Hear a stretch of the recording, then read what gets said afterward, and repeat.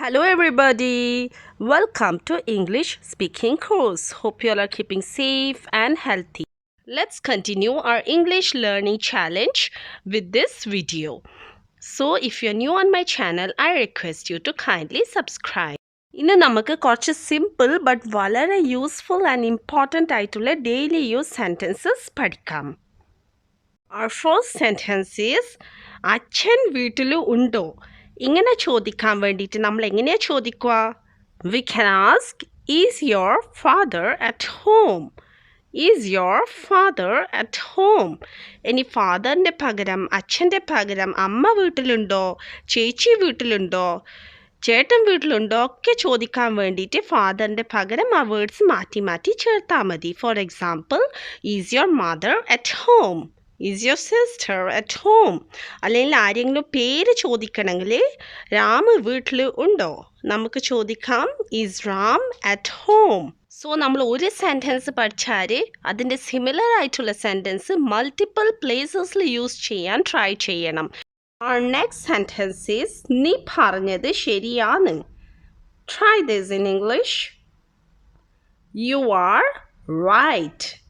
Please repeat. You are right. Or else we can also say what you said is right. What you said is right. English നന്നായിട്ട് അറിയേണ്ട അവർ കൂടുതലും ഇതുപോലെയാണ് പറയാറുള്ളത്. What എന്നുള്ള word അവർ കൂടുതൽ use ചെയ്യും. ഇനി നമുക്ക് നീ പറഞ്ഞത് ഒരു പക്ഷേ ശരിയാണ് അങ്ങനെ പറയണമെങ്കിൽ എങ്ങനെയാണ് പറയുക? We can say you are probably right. You are probably right. Probably എന്ന് പറഞ്ഞാൽ ഒരു പക്ഷേ. അതും നമുക്ക് വേറെ രീതിയിൽ പറയാം. We can say what you said is probably right. What you said is probably right. Now try to ask this question. നിങ്ങൾ എവിടെയായിരുന്നു? Where were you? It's very simple. Where were you? അവൾ വരില്ല. ഇങ്ങനെയൊക്കെ നമ്മൾ പറയാറുണ്ട്. അത് നമുക്ക് ഇംഗ്ലീഷിൽ പറയാം she won't come. She won't come. ഇനി അവൾ വരും. ഇങ്ങനെ പറയണമെങ്കിൽ നമുക്ക് സിമ്പിളായിട്ട് പറയാം she will come. She will come. ഇനി ഒരു ക്വസ്റ്റ്യൻ ആയിട്ട് ചോദിക്കണമെങ്കിൽ നമുക്ക് ചോദിക്കാം will she come? അവൾ വരുമോ? will she come? ചില സമയത്തൊക്കെ നമ്മൾ ആർക്കെങ്കിലും മോട്ടിവേഷൻ കൊടുക്കാൻ വേണ്ടിയിട്ട് ഇങ്ങനെ പറയാറുണ്ട്, നിനക്ക് കഴിയും അല്ലെങ്കിൽ നിങ്ങൾക്ക് ചെയ്യാൻ കഴിയും. അതെങ്ങനെ ഇംഗ്ലീഷിൽ പറയാം? We can very simply say you can do. You can do. ഇനി ഏതെങ്കിലും കാര്യം ചെയ്യാൻ കഴിയുമോ, നിനക്ക് ചെയ്യാൻ കഴിയുമോ എന്നാണ് ചോദിക്കണമെങ്കിൽ നമുക്ക് ആ യുവും ക്യാനും അങ്ങോട്ടും ഇങ്ങോട്ടും തിരിച്ചിട്ടാൽ മതി. We can ask can you do? Can you do? നിനക്ക് ചെയ്യാൻ കഴിയുമോ?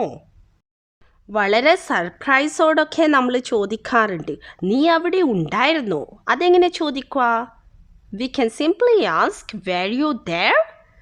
Were you there? നിങ്ങൾ അവിടെ പോയിട്ടുണ്ടോ? ഇങ്ങനെ ചോദിക്കണമെങ്കിൽ നമുക്ക് ചോദിക്കാം have you been there? Have you been there? ഇനി ഏതെങ്കിലും പർട്ടിക്കുലർ സ്ഥലത്ത് പോയിട്ടുണ്ടോ ചോദിക്കാനെങ്കിൽ നമുക്ക് അവിടെ ആ സ്ഥലത്തെ പേര് യൂസ് ചെയ്തിട്ട് ചോദിക്കാം. ഫോർ എക്സാമ്പിൾ, നിങ്ങൾ ദുബായിൽ പോയിട്ടുണ്ടോ? അങ്ങനെ ചോദിക്കണമെങ്കിൽ we can ask have you been to Dubai? Please repeat. Have you been to Dubai? എൻ്റെ കൂടെ വാ അല്ലെങ്കിൽ എൻ്റെ കൂടെ വരൂ. അങ്ങനെ പറയണമെങ്കിൽ we can say come with me. Please repeat come with me. ഇതൊക്കെ ചെറിയ ചെറിയ സെൻറ്റൻസസ് ആണ്.